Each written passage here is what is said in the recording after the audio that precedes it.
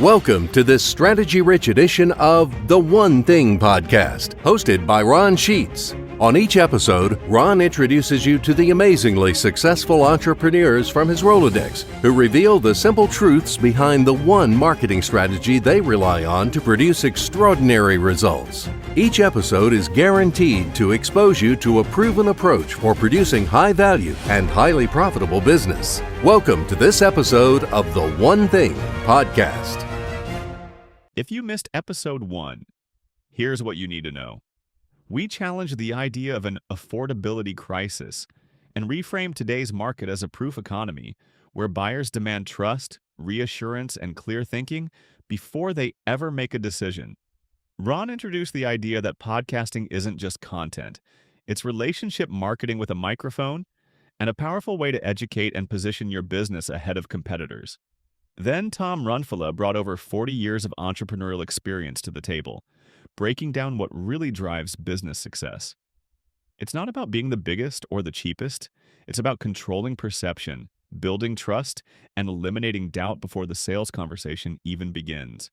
Using the childcare industry as a case study, Tom revealed that buying decisions are emotional first, logical second, and that the real challenge isn't generating demand, it's removing uncertainty. Finally, we unpacked Tom and MJ's tour engineering process, a structured psychological sales system that addressed prospects' fears before they even asked the questions, producing conversion rates as high as 80%. The takeaway: every business has a tour, whether they realize it or not, and those who engineer it intentionally will outperform those who leave it to chance. Now, in this episode, we take that foundation and show you how to apply it. So, Tom, I led into the episode talking about podcasts, and I want to make a shift here. So I think everyone should be doing a podcast to position themselves to a prospective audience. Now, at this point, before we get in depth in this, for using the child care center owner's perspective, it may seem like a leap. How do I do a child care center podcast and so on and so forth? And we're not going to necessarily dig deep into that, but my interest in this is to make people aware of the value and the importance of a podcast for them in their business and promoting their business, positioning themselves to a prospective audience to deliver valuable information, to set the stage for the tour, kind of the pre-tour that we talked about, but also pre-sell the prospect. However, not everyone's experienced in producing podcasts. It's a technical thing. I know the older I get, and as technology, these daggone phones progress, I more and more am referring or deferring to my kids and go, how the heck do I do this? And I get that eye roll like, Dad, you should know this. So I understand that you've created a podcast media that eliminates any technical knowledge or skill for people. So tell us about your deep dive podcast. Yeah, Ron, first of all, I want to say you defer to your children and I defer to my grandchildren. And I think probably everybody listening, if they're over 40 years old, has some of the same problems. Yeah. So first of all, the Deep Dive podcast is not a show built for vanity or casual listeners. It's a strategic marketing asset, and it's designed to position the business owner as an authority in their category. And it employs the latest AI technology combined with well-developed human marketing strategy and psychology. Instead of short-form noise or surface-level interviews, as the name implies, Deep Dive allows prospects to experience your thinking, your philosophy, your standards, and your expertise in a long-form conversation presented by third-party professionals. And this is important, third-party professionals, who, by the way, are virtual avatars, but you'd never know it, okay? They're not real people, but they appear like they're real people. By the time someone listens to a full episode, they don't just know what you do. They understand how you think, that alone separates you from competitors who rely on ads, slogans, or price driven messaging. So, as a marketing tool, Deep Dive functions as a powerful qualifier. The right prospects lean in, the wrong ones self select out. It attracts buyers who value expertise, depth, and results, not bargain hunters. Businesses that use Deep Dive strategically can expect higher trust before the first conversation, shorter sales cycles, stronger conversion rates, and clients who arrive pre sold and ready to engage at a higher level. It doesn't just generate attention, it manufactures authority. Wow. Wow. So again, give me a second here to interject something so people don't miss this and what Tom said. So I took some quick notes. Number one, he mentioned about the fact that this involves AI technology. But the more important thing that he said right after that is that it involves human marketing strategy. One of the big challenges that I see today is AI is an amazing thing. It is a revolution, much like the internet was when it came on the scene. However, I'm finding in working with businesses that they're relying a lot on AI to do stuff for them, to write content, to position themselves, and so on and so forth. And that's fine. But one of the things that I've been on a soapbox pounding my chest about so that people understand is AI is a tool. The key thing that Tom said there was the human marketing strategy. So he talked about people buy emotionally and they justify logically. Well, AI is a logic based thing. In fact, it's even simpler than that. It's relying on content that has been compiled on the internet, none of which, or very little of which, may be yours, the viewer, on this. The second thing, to expand upon that, is that it takes really experience. Is you can have the tool. So, for instance, I have wrenches, I have socket sets, I have screwdrivers, but it doesn't mean I can fix my car. I can take the car apart, but I can't put it back together. I need an expert to know how to do that. So the tools in that expert's hands are far more valuable than they are in my hands. I'm going to make a mess on the driveway, and that car is not going to work. Whereas the expert knows what to do with the tool, and I want to make that clarification. The second thing he said is that it positions people to lean in or self-select out. Again, this is an important thing in today's proof economy that people understand, is that the lean in he's speaking about is people go, this is for me. I need to pay attention to this. What's been said or what I've heard is valuable and important to me. Or the self-select out is them saying, nah, this ain't for me. And in either case, it's good. As small businesses and entrepreneurs, we want every sale. However, every sale is not really qualified to be our client, or every lead, or every prospect. So if we can have something that qualifies them as being appropriate for us and to us, or we can have something that disqualifies them from not being right, it saves us a lot of time. And as small businesses, time is our both enemy and greatest cherished asset, because we only have so many amount of time in the day, and we all have the same amount of time. So two things that Tom mentioned about it, I want to make sure that nobody misses. All right, so apologize, I'll get off my soapbox here. So everything you said was really powerful. It was all important. But I'd like you to dissect a few things that you said and tell me what you mean by that in regards to the podcast and it being positioned where we're doing this as a live one-on-one conversation. Well, I want to emphasize one point, and that is that this form of podcast is actually it's an asset.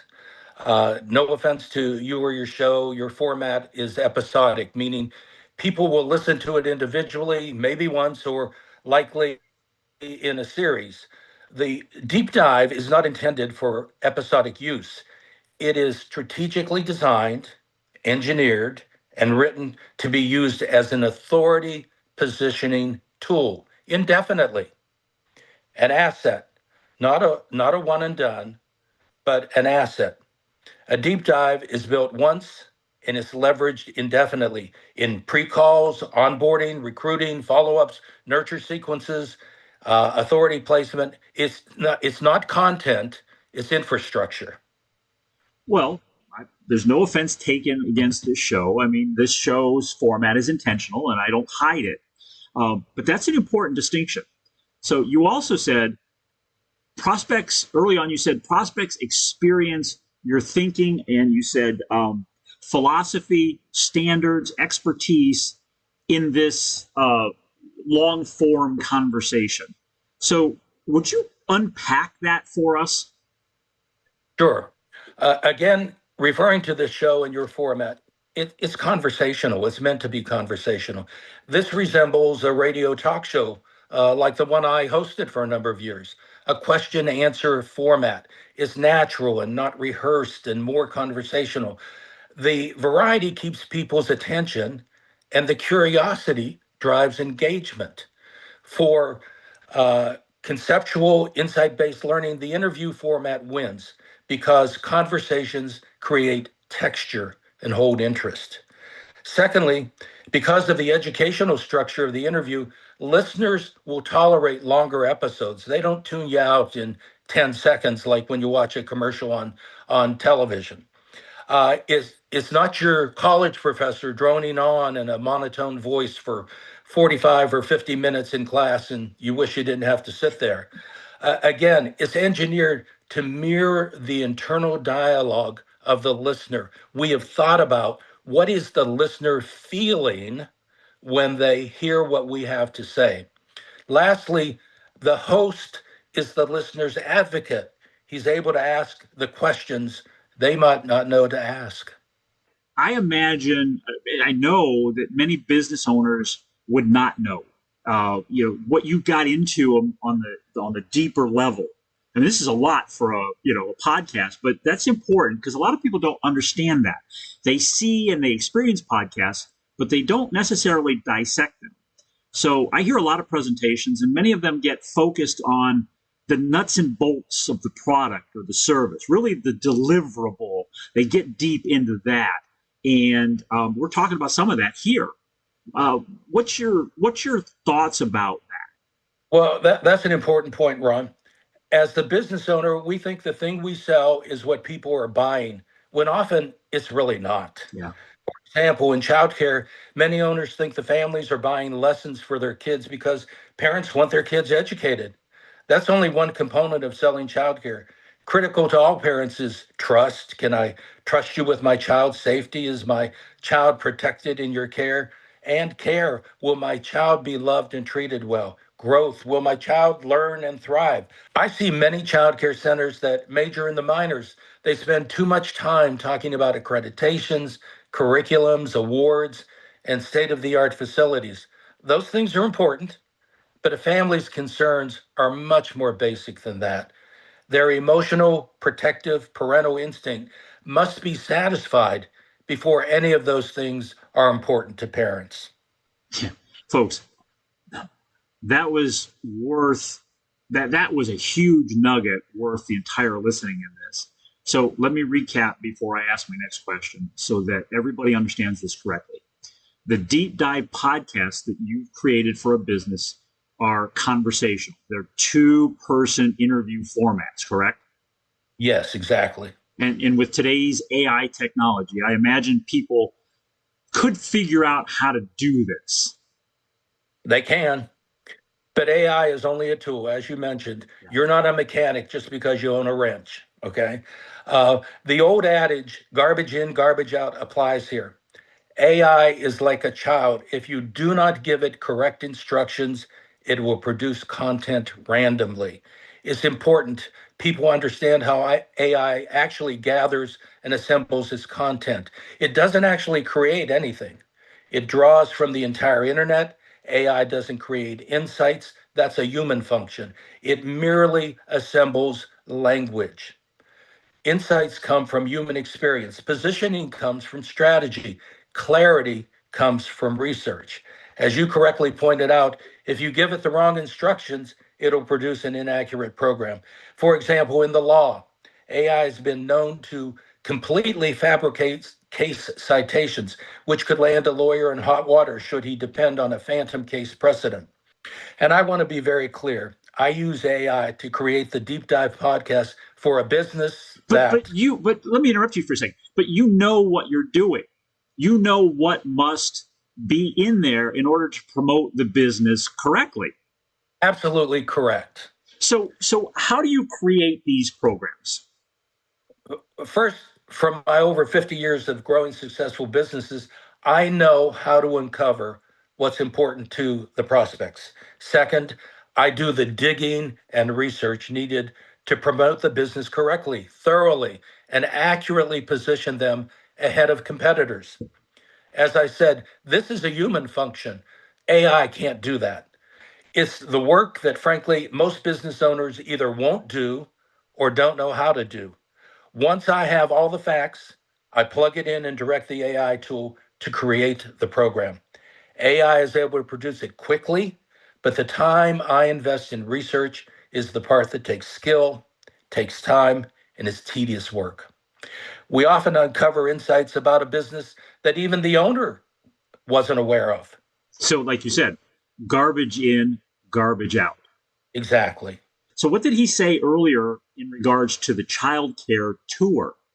He knew the prospects before they came. Now, that could be knowing that specific process by doing research on them before they arrived, which, frankly, Tom, I would imagine you didn't really necessarily have when you were running them with today's Facebook and chats and all of that kind of stuff. So the research was more arduous and you had to dig deeper. But today there's so much information. So the research and the knowledge is really what's important. So as I said, garbage in, or you said garbage in, garbage out. I want to keep an eye on the clock, and we don't have a lot of time left because you've given me so much already. Once we have this tool, this marketing asset, as you called it, how does the business use it?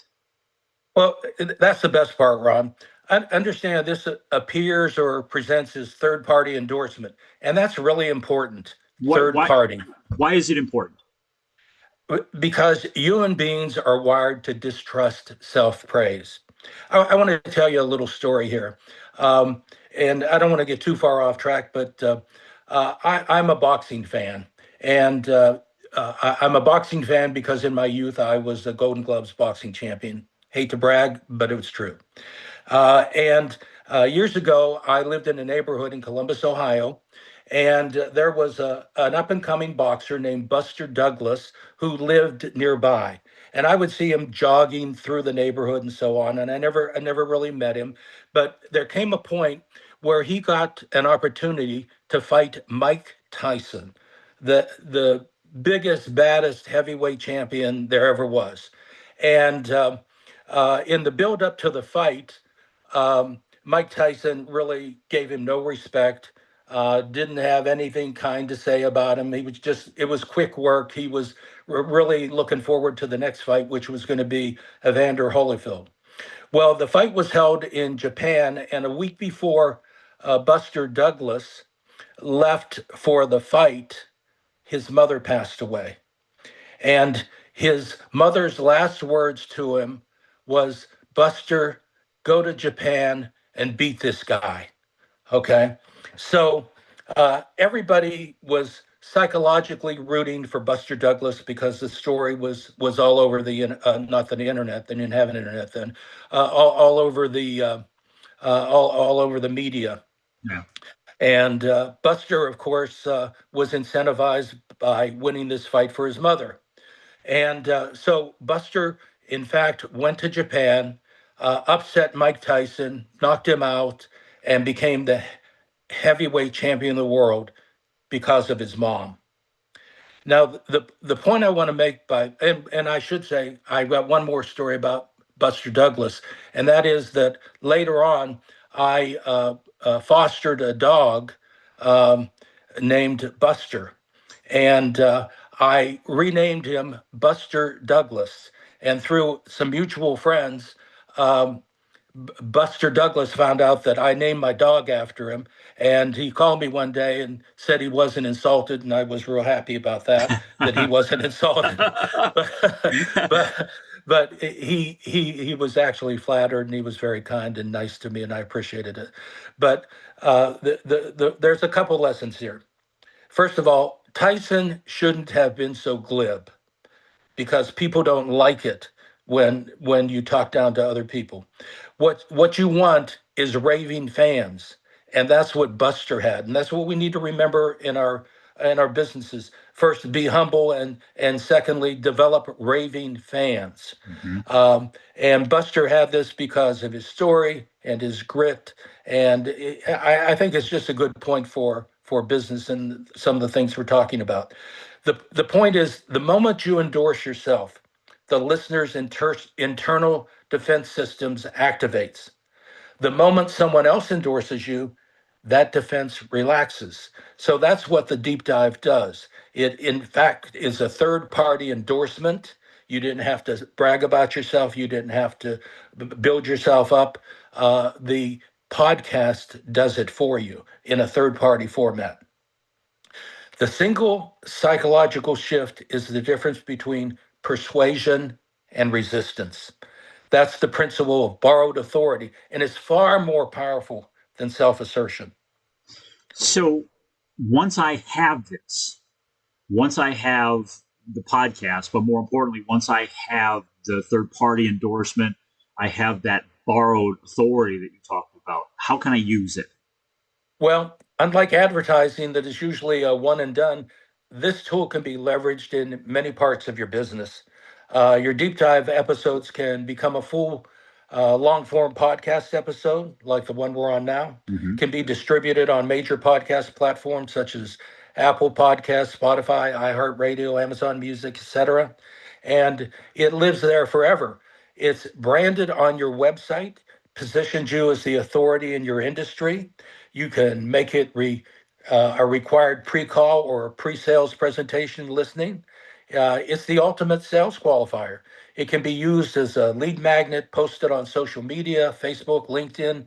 It can be edited into sequences and emailed, or links of segments can be texted to prospects after a presentation to nurture the sale. It can be part of a sales funnel, a follow up piece after a presentation. The audio can be transcribed and delivered in print form, even to those who listen to the audio version first. Quotes can be pulled from the podcast and used in marketing, advertising, and emails with still or static images. A PowerPoint presentation can be created to use in video form, opening up the visual media like YouTube. There are so many more things it can be used for, so many that for those who invest in the program, I include a 90-day deep dive leverage plan. We tell you how to use it. This is a roadmap to integrating it into any business's marketing and advertising. Wow. I mean, you mentioned a lot of things kind of in rapid fire there.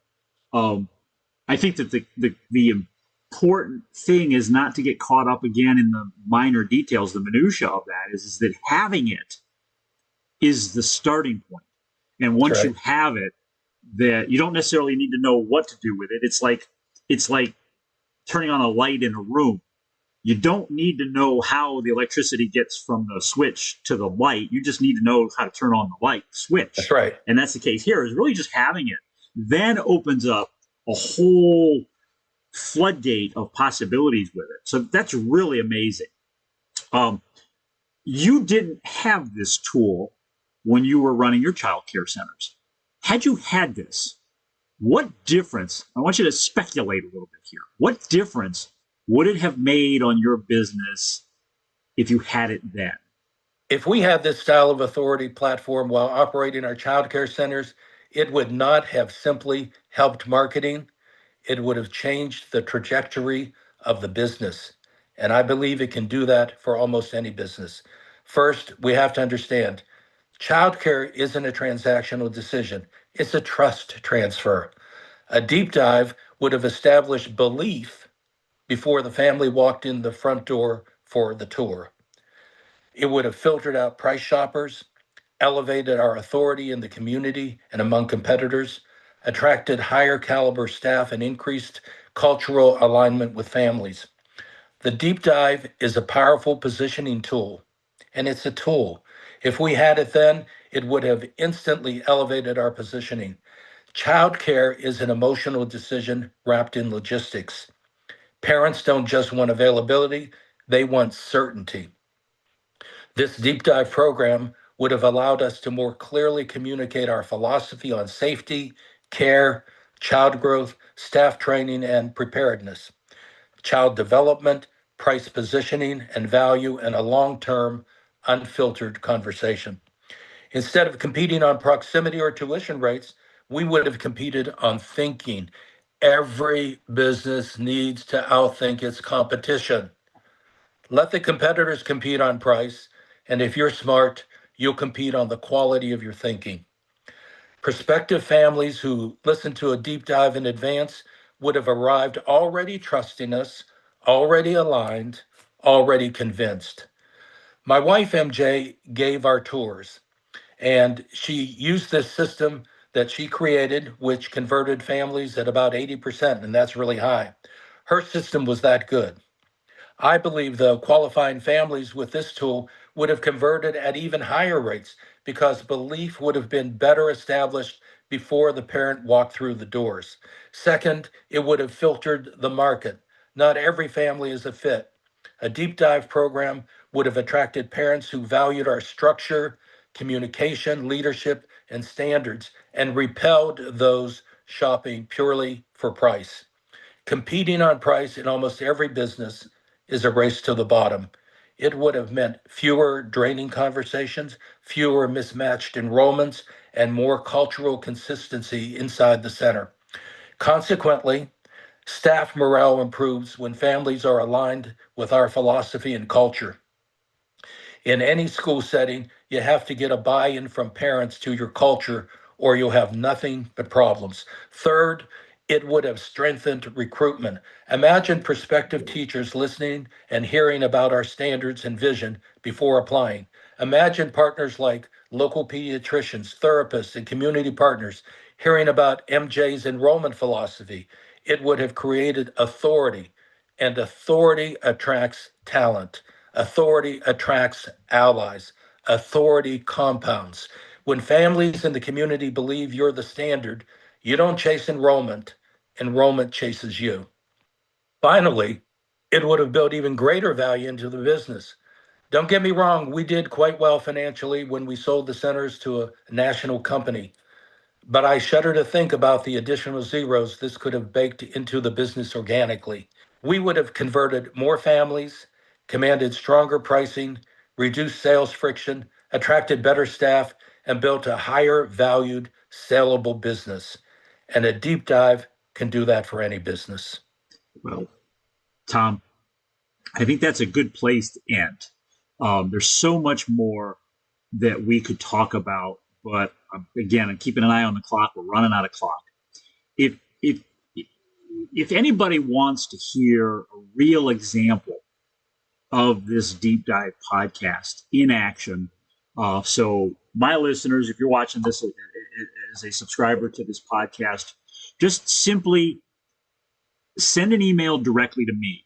And that email address is info@rjmediamagic.com. And I'll send you a link to one of Tom's that he produced for me for a client.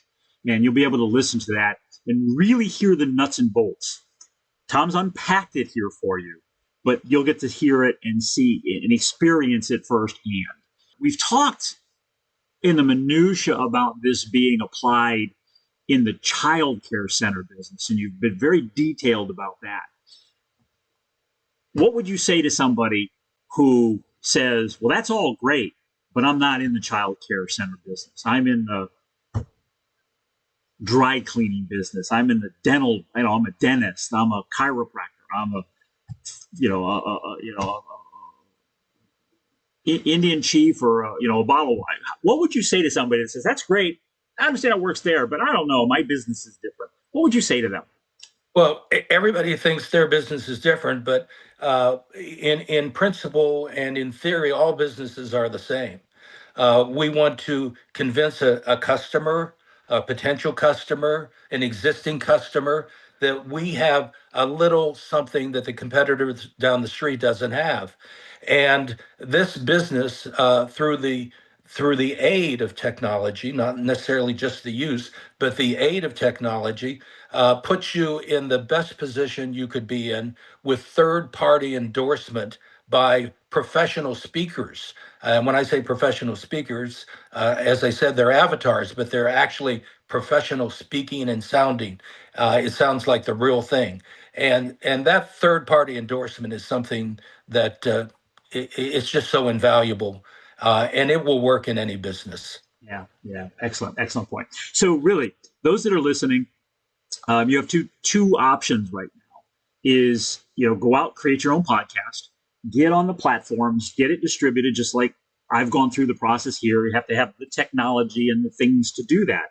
Or you can look into this deep dive, and it's created once, and as Tom aptly pointed out, it's evergreen. It can be used over and over indefinitely.